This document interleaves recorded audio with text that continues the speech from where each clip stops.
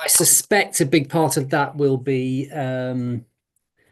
Zoom, just protecting it when the speaker's playing.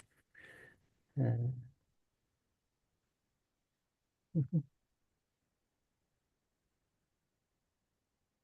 Okay, we are live on YouTube.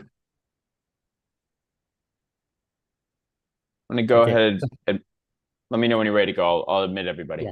I think we'll have to go with this. I'm going to struggle to get the external mic in. We'll go with this, no problem. Yeah, I'm gonna go cool. ahead and admit everybody.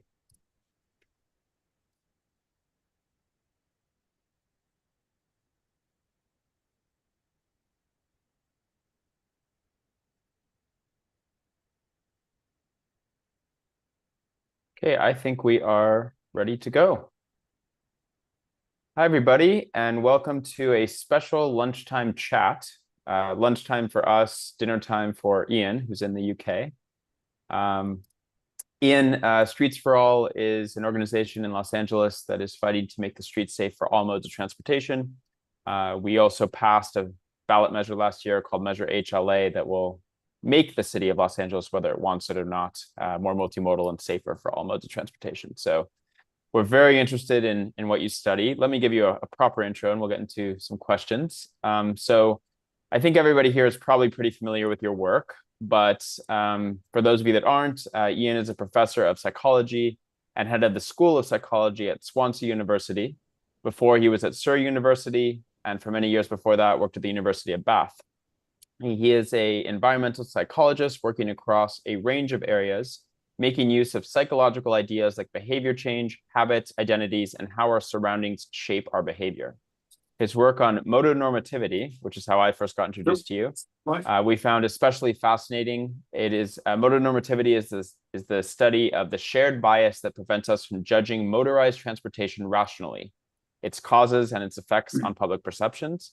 The study led Ian to ask whether electric cars are really a motonormative non-solution that don't address most of today's transport problems.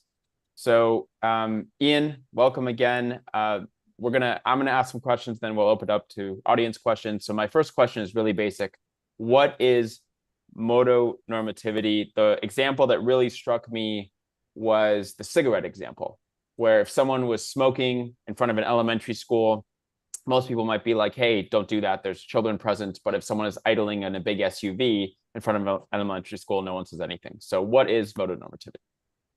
Well, interestingly, I was quite excited recently to discover that this has now got a Wikipedia entry, which I think is like arriving in the world that an idea you've come up with now has its own entry on there.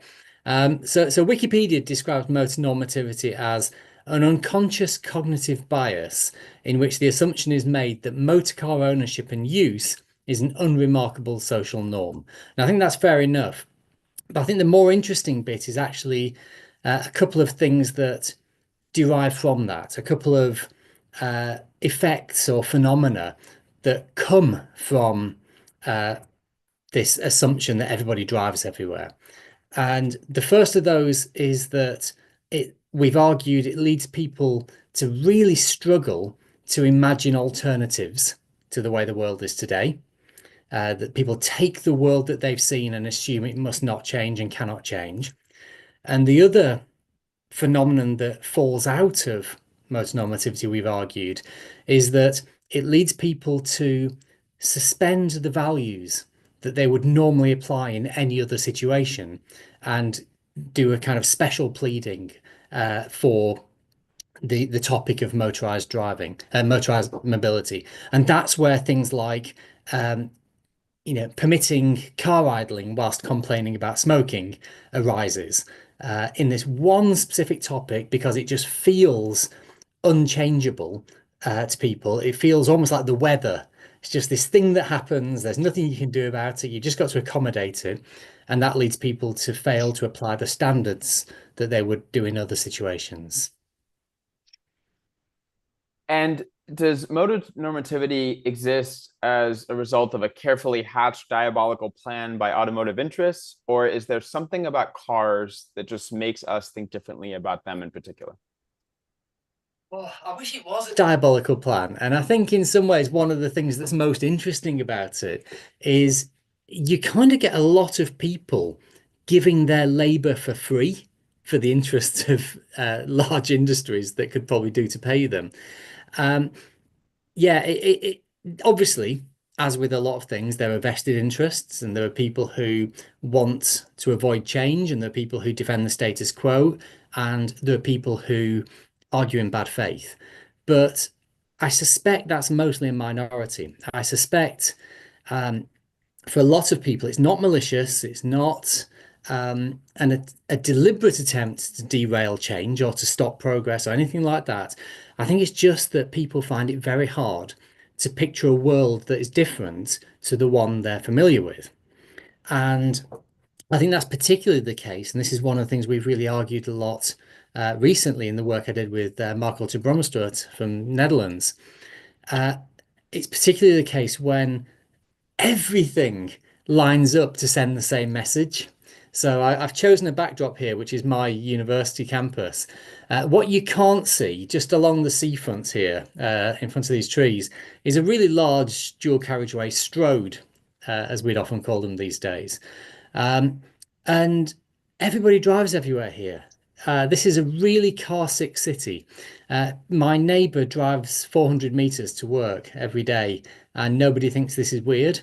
And in an environment where it's socially normal and the streets are designed to make it easy and normal, and there's no limits on advertising, and where it's completely acceptable to sell finance to somebody to buy a product they can't really afford.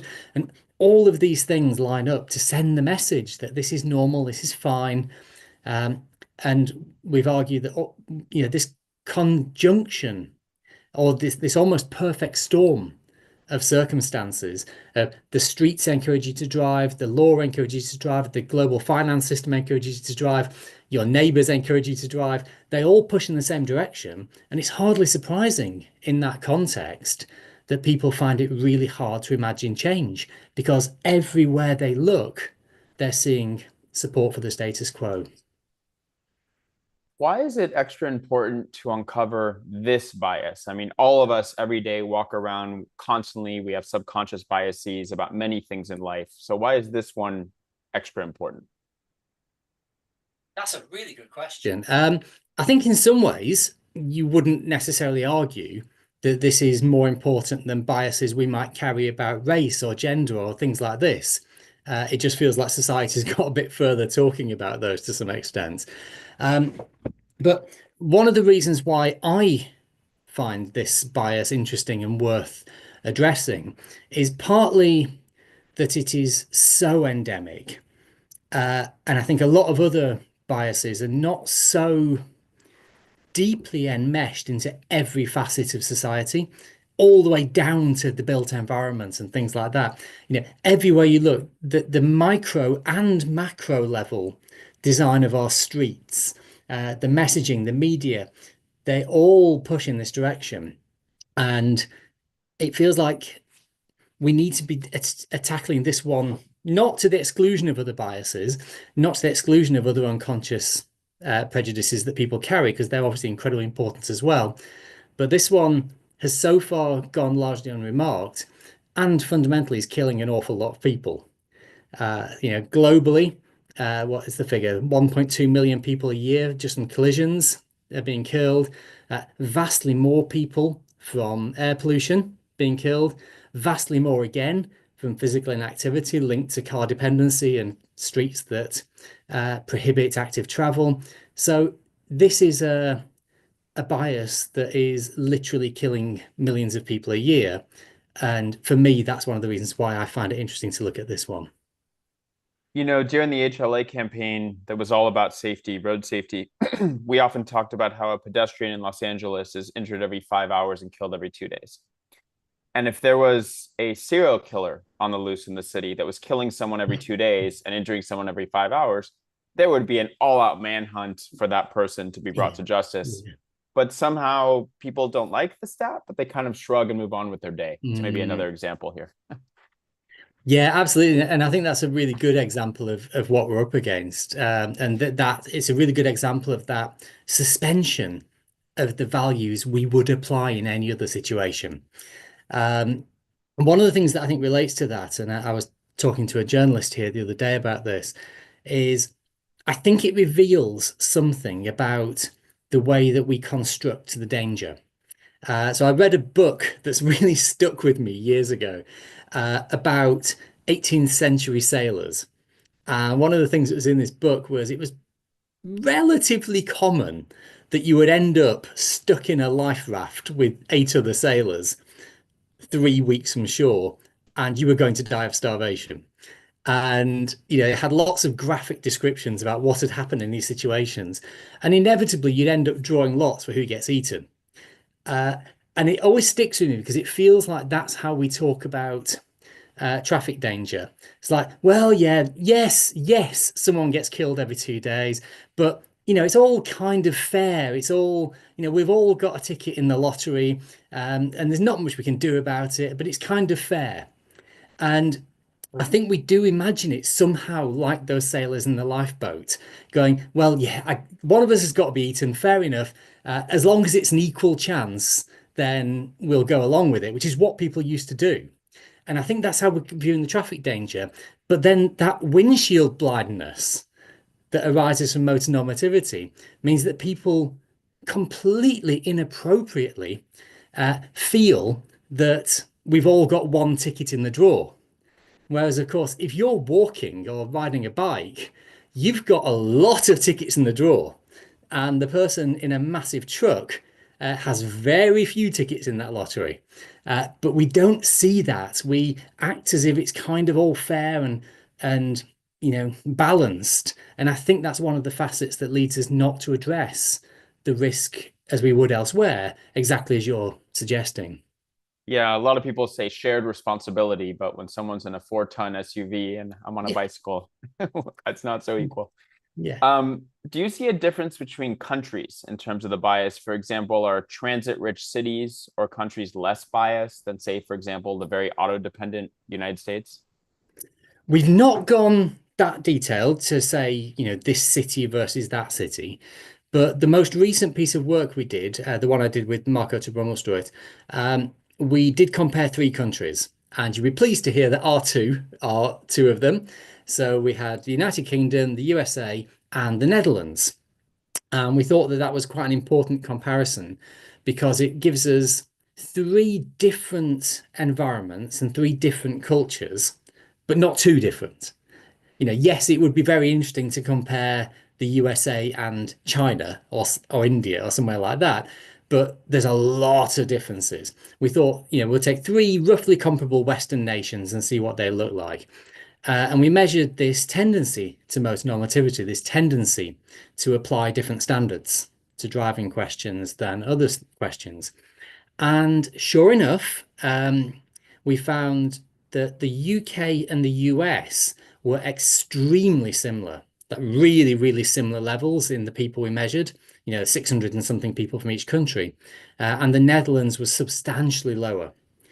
So that suggests, that kind of backs up that story I was saying earlier about how this gets shaped by your environment. So, and potentially, what we see with the Netherlands is you potentially get environments that become a virtuous circle.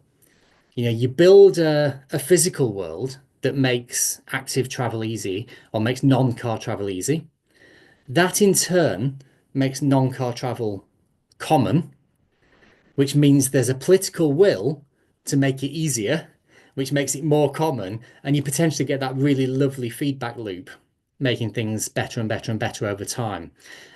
So sure enough, we did see that difference between the Netherlands and our two countries, which suggests there's a lot to be gained, but it also does confirm or it does support this idea that the environment that we live in and the environment we see every day is a big part of shaping these perceptions. We're in LA, so I have to ask this question. How important is Hollywood and other cultural forces in reinforcing motonormativity? Like I think about, I mean, the famous example of Steve Carell is the loser riding his bicycle, chasing a girl, getting away in the car, and it seems like the person success in movies and TV shows is usually a fancy car. Like how big of a deal is what we do, the main thing that LA does? in the Well, I world? mean, I've got to say, in first, I'm very disappointed I wasn't flown over to come and meet you for this. I thought when I got the invites, I was gonna, be business class over to LA. Um, but I think there's two really interesting elements to that question.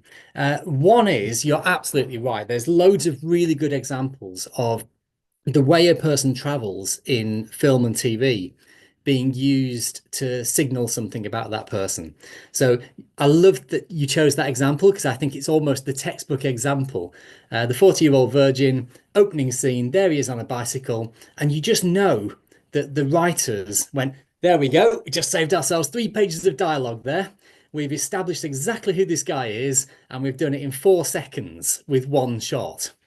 Uh, Now, that's interesting in itself. And clearly, this stuff shapes the cultural mood music and influences us and sends a message about what our societies think is good and bad and so on. This is surely important. But I think the other facet of this is you couldn't get away with doing that unless people recognized the shorthand. If they'd done that in that movie and everyone watching it went, what's this? This guy's amazing. Look, he's on a bike. I don't understand the plot from this point onwards because he's obviously the hero. Then that wouldn't have worked. And so it's only because we've all agreed that someone on a bike is a massive loser that that works. And so again, there's probably another cyclical element here. People recognize your mode of transport as a signal of status. Therefore, popular culture uses that as a shorthand, but they use it, and by using it, that reinforces the recognition of it as a status. And you probably again get a feedback loop there, I imagine. Well, maybe we need to, just like in the 80s, it was very common to put product placement in movies. Maybe we need to start having some scripts that the guy on foot, the guy taking transit, the guy on bike is the winner somehow in the plot. Yeah, well, I believe there's a very popular company based not far from you who only allow their products to be used in film and TV when the good guys use it. Which company is that? Apple. Ah, okay. Um, they are not too far from us. So this, to me, this feels like we're living in the Matrix. How do we blue pill everyone, get them to wake up, get them to see the light, get them to recognize how they've had their eyes closed and they've been so biased for so long? Because to me, that's the first step in then getting them to think about maybe a different way of living.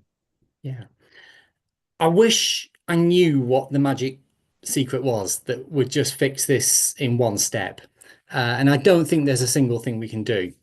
But I think what we can start to think about is so, as the years pass and I get older and older and closer to the grave, the more you realize there's less and less time to do things. And at the same time, there's more and more people in the world. There's 8 billion people. And I don't have time to go and talk to 8 billion people and persuade them all one by one. So the question becomes, where can you act that maximally influences the most people at once? And I think the kind of social ecological framework that we've thought about gives you a handle on that. So, we're saying here's a person and they're influenced by their social surroundings, and that's influenced by things like the built environment and the legal system, and that's shaped by the cultural environment that you were just talking about. If we've got all of those things all surrounding each other in concentric layers of influence, then that would suggest that the starting point is probably the outside in. Work outside. The more you can change the big things like the cultural picture, the language people use, the more you could change the physical environment. That's probably the better starting point. And I don't know if this is the optimal answer, but one of the places I would love to see action, and I'm partly drawing on the health psychology literature here when I say this, one of the places I'd love to see action is formal messaging from government to recognize that there is a problem with the way we live today. Because, we know from health research and lots of other areas that it's almost an absolutely essential first step, necessary but not sufficient first step. People have got to acknowledge that there is a problem. And I think one of the challenges that holds us back at the moment is too many people do not fundamentally believe there is a problem to be solved. Yeah, unfortunately, under the current US administration, I think that we're going to double down on the problem before we solve it. But what was Yeah. Winston Churchill's famous quote? Americans always do the right thing after they try everything else, or something like that. Oh, I thought you were about to go for the other one about democracy. Oh, well, that's a whole other lunchtime chat. Yeah. Um, so speaking of governments, one of the toughest audiences to convince and the most influential to convince are the politicians. Um, how do we unbias the people who have the power to change things? And do we talk to them differently? Do we market to them differently? Do we show them different studies, or is it just like anybody else? I don't know. This is obviously not going to be a complete answer, and obviously I can't tell you in 60 seconds what's going to completely revolutionize government. Um, but something I found myself saying a few times recently, partly as a joke, but one of those jokes that's actually quite serious, is tell me what you care about, and I'll tell you how the answer is less cars. And I think about that quite often in the context of politicians. So, show me a left-wing politician and we can have a conversation about social justice and exclusion from society and helping poorer people and health. And I'll explain to them how the answer is less cars. Or hand me a right-wing politician and we can talk about how people need to be self-reliant and not depend on the state providing them with services. And they should pay their own way and not demand handouts from the government. And I'll explain how the answer is less cars. And no, and again, it's a nice illustration of that. Um, you know, motor normativity leading people to act against their values. Even your fairly rabid right-wing politicians, if I believe if they could genuinely see it in objective terms of, the estimates I've seen from this country are that the tax receipts from motoring cover 50-60% of the costs of providing the motoring system. So it is a heavily subsidized activity. I believe there are similar figures in the US, but I can't remember them immediately. It's a subsidized activity. Now, that might be fine. It might be something that we say, yeah, we're happy to subsidize this activity for the good of the country, but we should also recognize that that is true. And politicians, it'd be useful if politicians had an open conversation about whether subsidy for this activity is something they believe is worthwhile. What advice do you have for parents to help them raise kids that don't think this way? Like maybe it's easier to start off fresh than try to convince adults of something. Wow. Well, that'd be nice if we could raise a child in a vacuum or something like that and start with a clean slate. Um, I did in an earlier paper, in the first motor normativity paper, we did cite some research, and there's a few bits of work on this from other people, uh, really showing that children learn to drive from the back seat. So when you see a kid in the back of a car, they are internalizing the norms. And there's actually quite a strong correlation between the way you drive and the way your parents drove. Because of course you just sat there learning. That's what kids do. They learn from their parents. They observe their parents and learn what's normal and what's right from seeing what their parents do. And so if you're sat in the front of a car screaming and shouting and speeding and using your phone, they're internalizing that. If you get into your car for every single journey, even when it's just round the block, they're internalizing that. Um, so that's really that's not an answer. That's a restatement of the problem that children are learning from adults. How we break that? Again, I wish I knew a magic answer that could fix this in one swoop.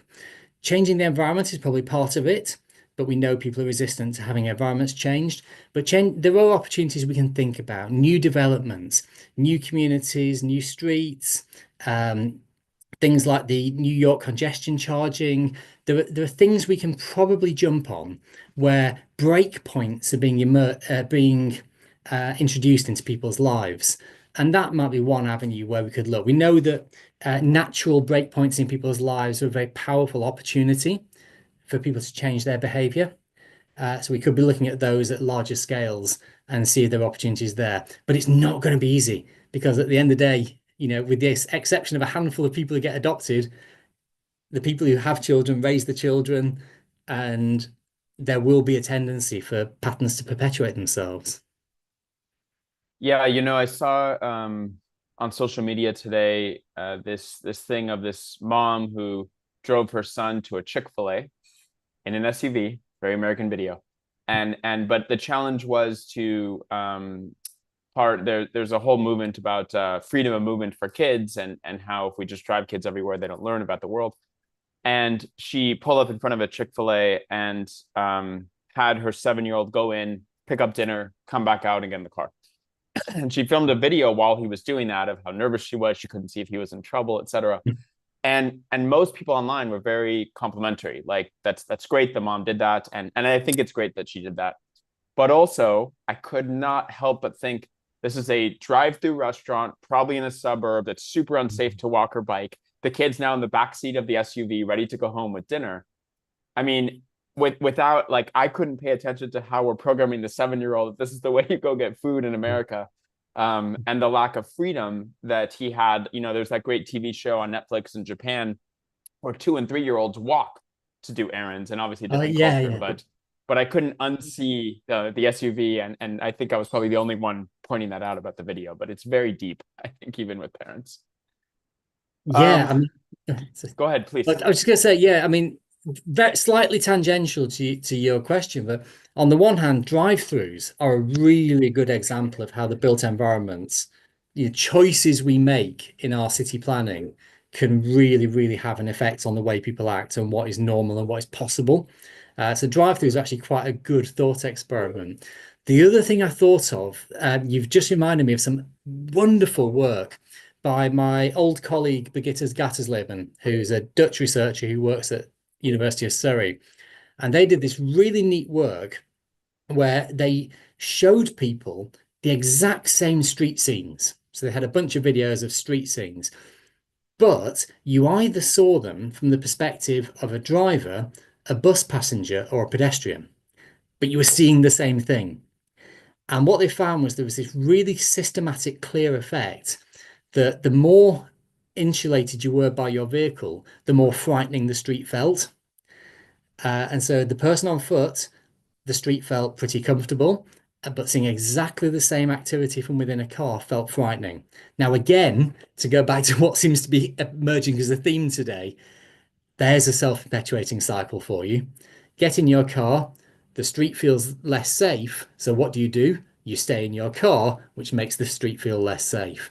So again, that it's not an answer, but it certainly points at an answer to some extent. Yeah, I had this argument with an old high school friend. She was taking her kids somewhere. It was in context. I don't know. It was a couple of years ago, but I said, I just discovered this great electric cargo bike, and my kids love it and whatever. And she said, "Oh, my husband would never let us do that. It's too dangerous." I said, "Oh, but there's also smaller cars, and no, we could never have a smaller car because every other car is an SUV, so we need to have a large car." And it made me very sad. And I was like, she's not wrong. Like it's an arms race that Yeah. we're trying to survive in. Um, One other anecdote. I took my I went somewhere as a family the other day, and my kids had the option to either bike with me or drive with my wife. And my middle daughter said to me, "I want to go on the bike so I can see the world," is the way she said it. And I thought it was so beautiful. But the implied thing of that is then kids in cars don't really see the world.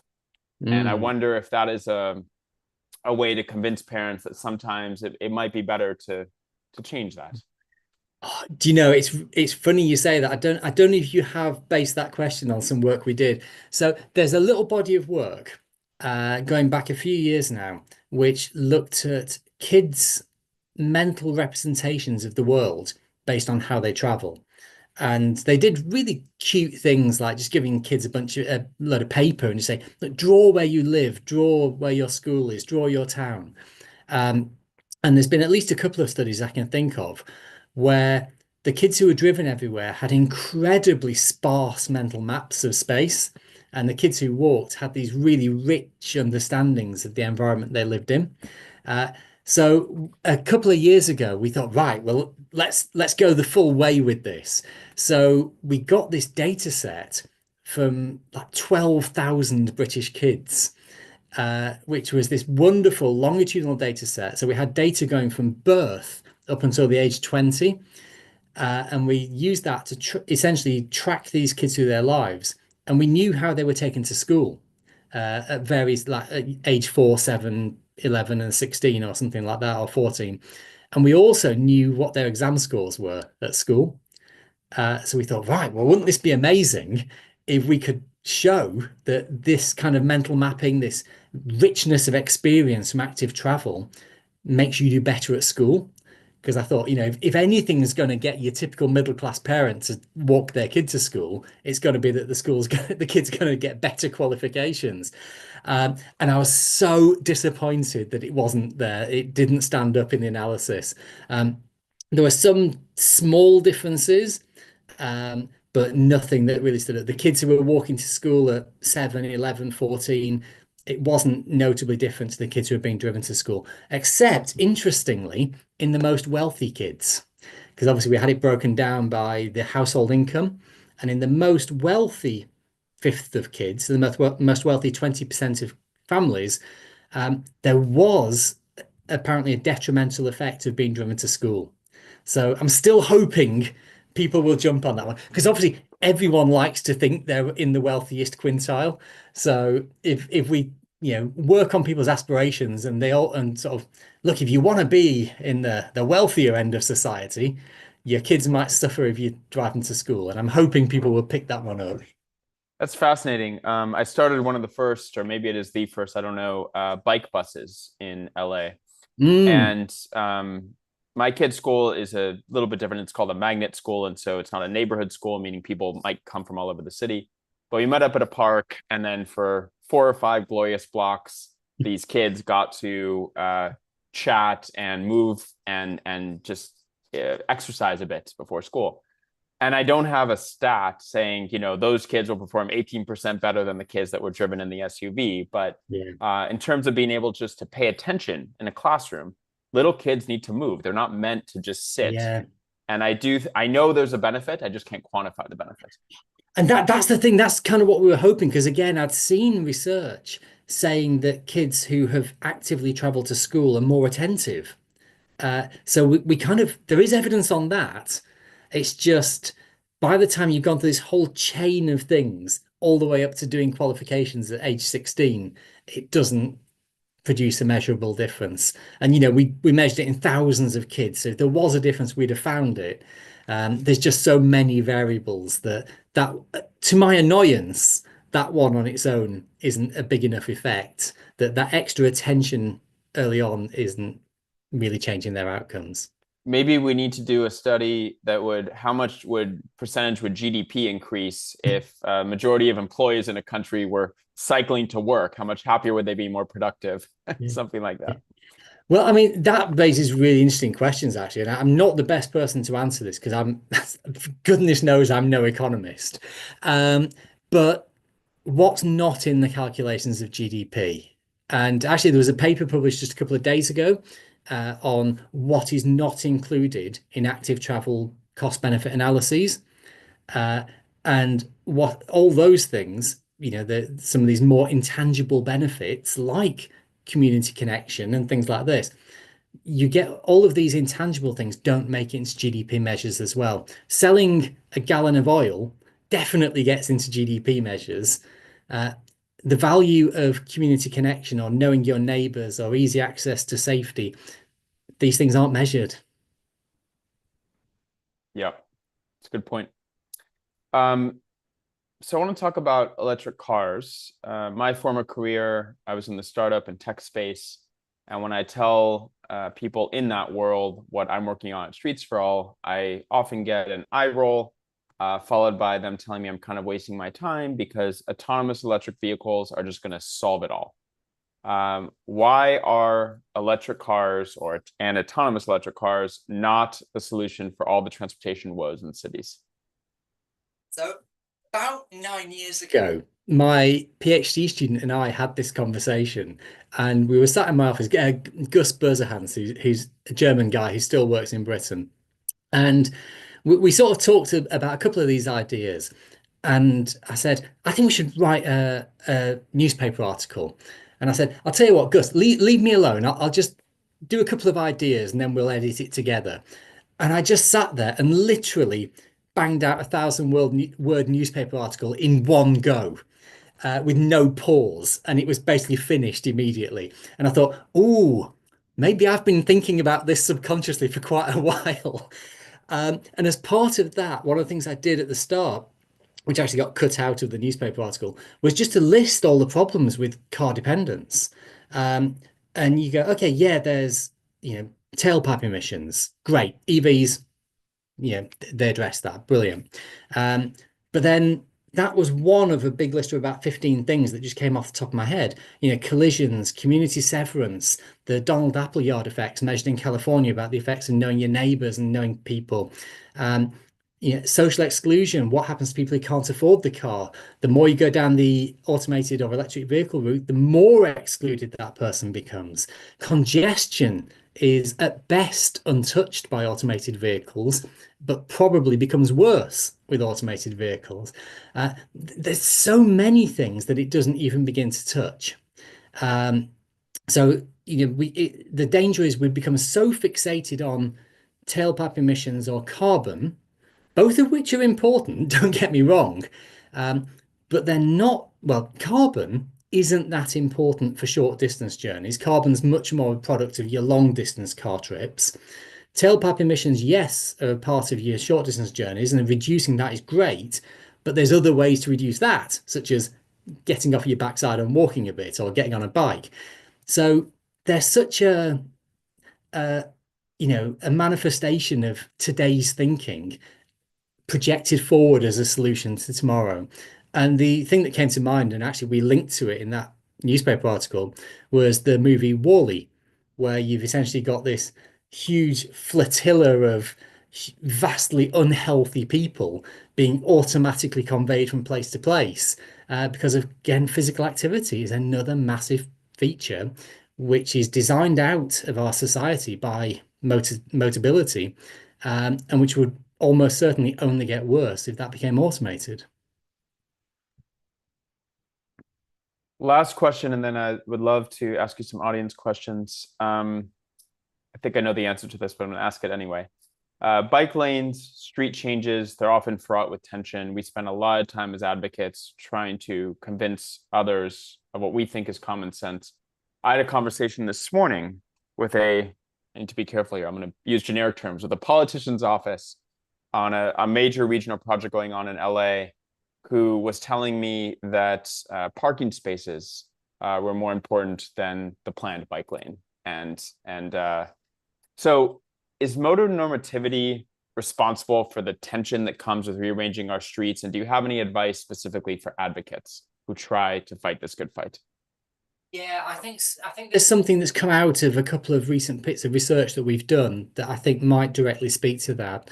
So we've done two pieces of work now, one in the UK about 4 or 5 years ago with a genuinely representative sample of the population, and then the most recent motor normativity work, which was partly in the US, which did something similar. And in both of them, we found this phenomenon called pluralistic ignorance, which is something my colleague Adrian Davis put me onto years ago. He loves this phenomenon, and he was convinced that you should see it in the context of transport. So pluralistic ignorance is a fairly well understood phenomenon where some of the time people assume that what they think must be unusual. So they'll often hold a view or hold an opinion, but they'll go, well, looking around, I guess I'm the only one, or I guess this is quite a minority view. So I'm not going to say anything. I'm just going to keep this to myself. So we found this with the transport work. So in the recent work, we asked people, we did a really direct measure. We said, on a sliding scale, how much do you support being able to travel by car? And so we had a measure for each person. And then from the same people, we say, okay, and on a sliding scale, how much do you support being able to get around without using a car? And then you simply subtract one from the other and you get a bias. So if they saw car travel and non-car travel as equally important, they'll have a score of 0. If they got a positive score, they prefer non-car travel, and negative score, they prefer car travel. The majority of people, even in the US, had clear positive scores, which was nice. But what we saw as well, we then asked everybody, okay, so that's what you think. What do you think your friends and family think? What do you think the people who live near you think? And they gave completely different answers. So if I was to characterize the average response, again, even in the US, the average person was saying, yeah, I think being able to travel without a car is more important than being able to travel with a car. What do my neighbors think? Oh no, they think completely the opposite. And it was very, very powerful in the data. And you had something like 70% of people thought that they were above average in their support for non-car travel. So most people thought they were a minority. Now, that's a long story, but it's quite important background because the implication is that the way we have been doing consultation is completely wrong. Look at how we do consultation. Someone in City Hall draws up a plan and they say, okay, we're going to take away those 2 parking spaces and put a bike lane in. And then they'll say, anyone got a view on that? Anybody want to say anything? And 3 angry people go, where am I going to park? Shout, shout, shout, shout, shout. And all the rest go, my God, well, I think I'm the only one who supports traveling without a car. And I'm hearing a lot of shouting and no one else is saying anything. And so I'd strongly suggest that this pluralistic ignorance effect is causing people to believe that their view needs to stay quiet. So the lesson for policymakers, and especially the lesson for advocates, we can't just ask people for opinions randomly. We can't just ask people to shout if they've got an opinion, because a lot of people will be keeping quiet for systematic reasons. When we want to know what people think about proposed changes, we've got to ask systematically. We've got to ask a representative slice of the population and find out what is the true balance of feeling from individuals who are not listening to each other, and not listen to the loud voices, because look what that's doing. I'll share with you, before Measure HLA, we did polling, and we asked questions like, do you feel safe crossing the street? Do you like the idea of having options, bike lanes, bus lanes, etc.? And about 70% of residents in Los Angeles said those things were important. And then we started giving them oppositional things. Well, what about if it takes away parking near your home, or this and that? And even after opposition, we were in the low 60s. The ballot measure wound up passing with about 66% of support. And in Los Angeles, like many places, politicians seem to have a lot of assumptions about what their constituents think about this stuff. But like, to your point, in plurality, most people like walkable, bikeable places. They like spending time there. They like patronizing businesses, etc. Yeah. And what I really like about the way you did that is you did it in the full honest way. It would be very easy to kind of stack the deck a bit and go, do you want children to die in the street? And you go, oh, look, 100% of people support banning driving. It'd be easy to do that. But you did the real thing. You said, look, would you support street space reallocation, even if it meant you couldn't park easily, even if it meant you drove slower? And you're still seeing a majority. So that's a great vindication of the idea we've got to ask properly.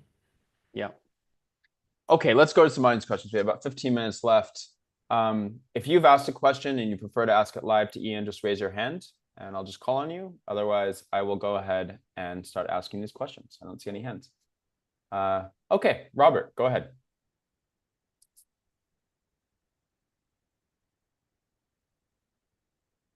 Hi, Ian. It's fantastic to hear a couple of those things in particular. My question is simple, to try and spark some bit more debate. What lessons can we learn from Paris and Anne Hidalgo's recent success in getting people to vote explicitly for no more parking and low traffic neighborhoods? Oh, thank you. That's a really good question. I mean, I think there's 2 or 3 really obvious lessons from that. One is about the role of the environment. If you can create a physical world and a cultural world where traveling actively, where walking and cycling is easy and normal and safe, I think there are 3 key words: easy, normal, safe. If you build a world where it's easy, normal, and safe, then we know that people will do it. We've seen that in parts of London as well. But the other major lesson is the leadership. It did take someone who, at the very top level, who had the executive authority to make changes to the built environment and to stick with it through the initial complaining and to stick with it. She was completely vindicated, I would suggest, but goodness me, I could imagine a lot of city leaders falling away earlier on in that process. Now, the positive now is local politicians tend to be really good at being the second to do things. They love, if you ever speak to local politicians, as you probably have, one of the first things they'll say is, have they done this over in next town? And when you say yes, they go, oh, well, we'll do it then. And I think that's one of the things that the rest of us can possibly benefit from Paris. They had a strong leader, they got it through. Now the environment has changed, everyone's voting for more of it, as we saw in the last couple of days. And hopefully that acts as an example and a proof of concept that can help other politicians elsewhere. I want to take literally 30 seconds and show what is one of my favorite political ads I've ever seen. It's from Anne Hidalgo's campaign when she was running for re-election in 2021. Even if you don't speak French, it tells the story. À Paris, les voitures individuelles représentent 12% des trajets, mais occupent plus de 50% de l'espace. Elles sont la première cause de pollution de l'air. Nous voulons rééquilibrer l'espace public pour réduire la pollution et rendre Paris aux piétons et aux vélos. Paris en commun propose une ville 100% vélo, remplacer 60 000 places de stationnement par des pistes cyclables et des espaces végétalisés.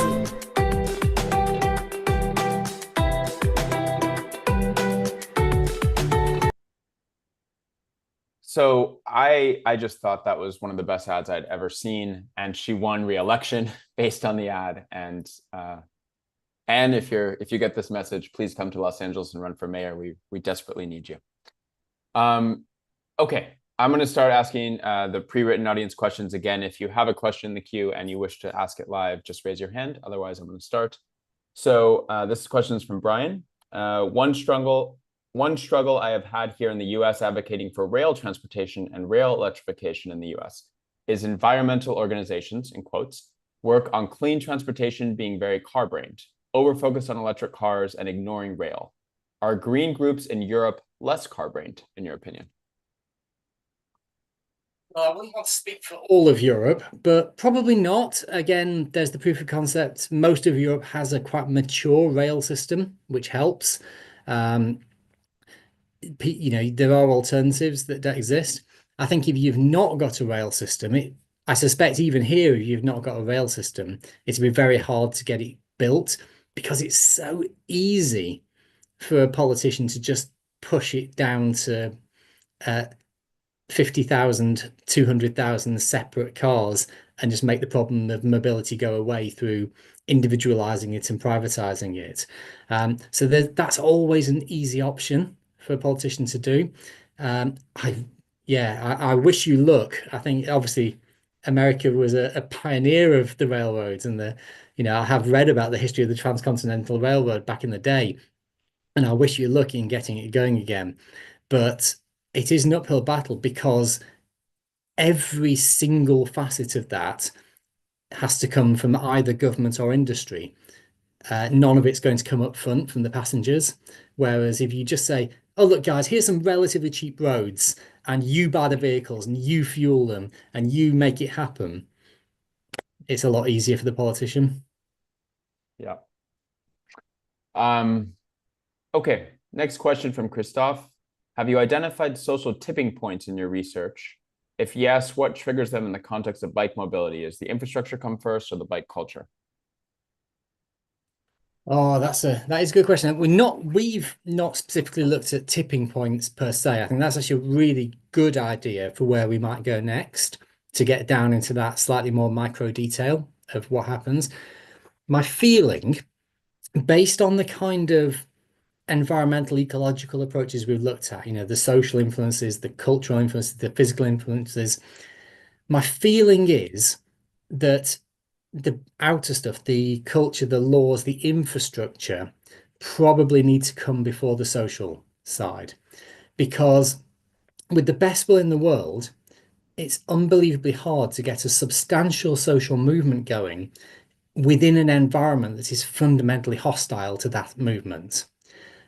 You do get examples. So the city I used to live in, which is about 50 miles that way across the sea behind me, Bristol in England, there's quite a strong cycling culture there in spite of the infrastructure. But even then, it's still only 3-4% of people.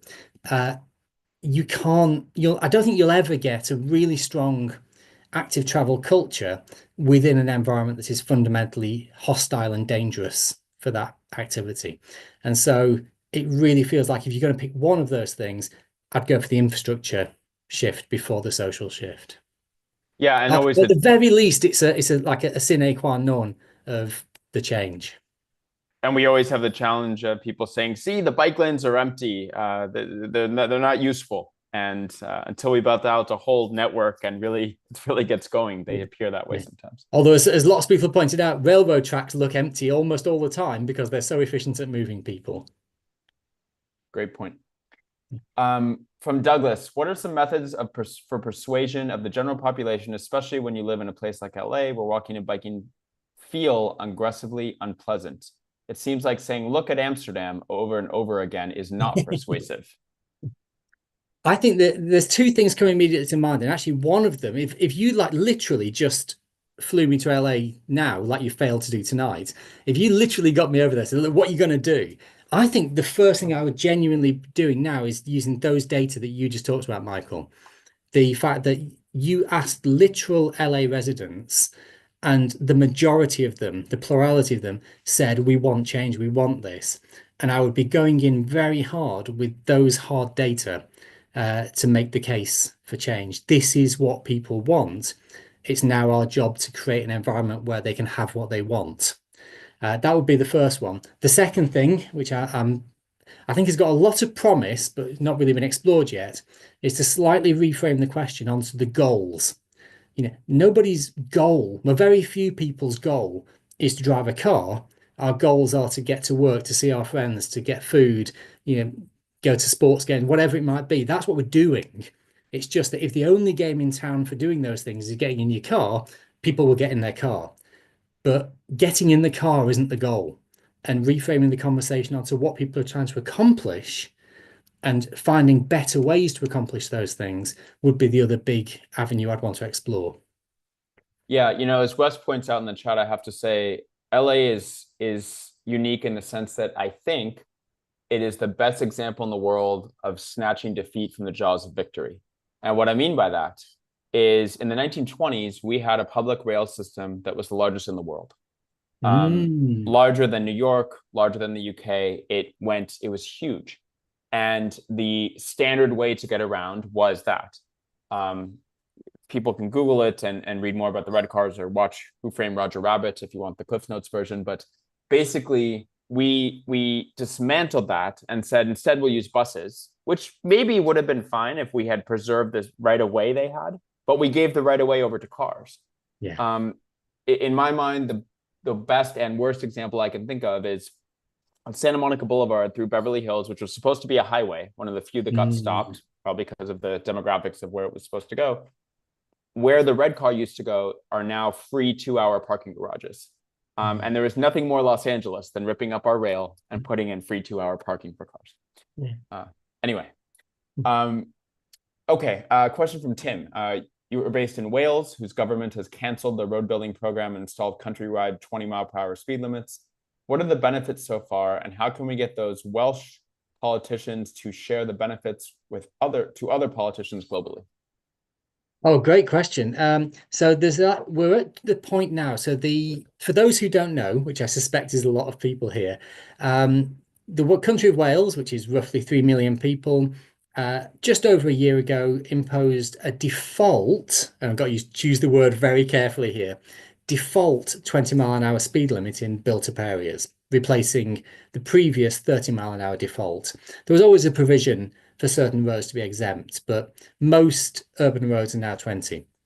And oh my God, the complaining. And oh my God, the social norms associated with the complaining. About 9 months ago, I was at an awards event, like the food industry of Wales doing an awards event. And at least two of the people who stood on the stage in front of the entire crowd, their opening remark was to complain about the speed limits. And everyone else in the room went, yay! So the norms were huge. People hated it. But what's really interesting is here we are a year on, 100 fewer people killed and injured, seriously injured last year. Insurance premiums have gone down in Wales for drivers, and suddenly everyone's gone really quiet. It's really noticeable that the complaining is filtering away. People are going, actually, my car costs £50 a year less to insure. 100 people fewer dead and seriously injured. And the evidence has really, really made a difference to the debate here, it feels. Obviously, the evaluation is still ongoing. Government are doing it very seriously. But yeah, it's been really informative for showing how the hard evidence can overcome this resistance. And also, if any of you are familiar with the Goodwin curve, the importance of pushing past that initial phase of massive response and reaction and getting through so that the new normal can bed in. That's fantastic. I mean, I can't even imagine Los Angeles with a 20-mile-per-hour speed limit. Just on our residential streets, the default is 25. And the way people actually drive is probably more like 35, even on the quiet streets. And actually, cities in California don't have the legal authority to lower their own speed limits without doing a speed survey. And we have this insane law called the 85th percentile that basically says, let's set the speed limit based on how fast people are speeding. Yeah.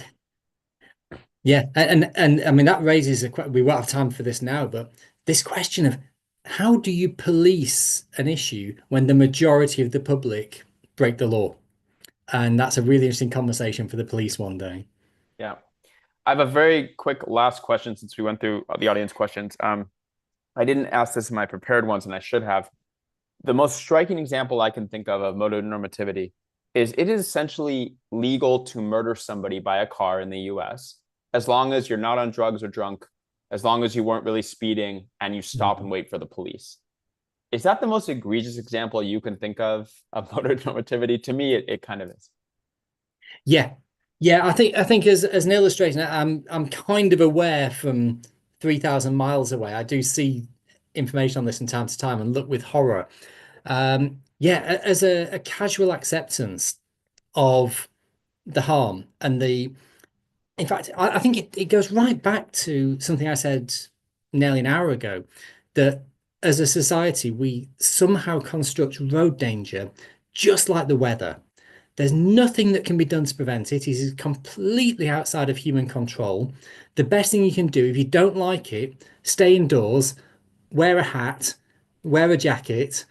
They're the only options given to us for staying safe, because we fundamentally, as a culture, don't believe that we have any influence over this phenomenon. All we can do is we can channel it there rather than there, or we can put a hat on or stay at home, but that's kind of the only options we're given. And that, for me, yeah, you're absolutely right. That for me is peak motonormativity.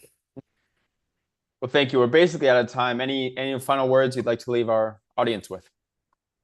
Oh, please keep fighting. We can get there.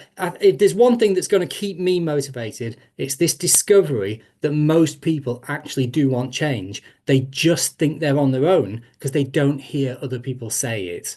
We've got to say it. We've got to normalize it. We've got to build awareness that the majority of people do see problems with the status quo. And the more we can build that awareness, the easier the task will become, but it won't be easy. Well, Ian, I really want to thank you for your time and staying up late in the evening, your time to have this conversation with us.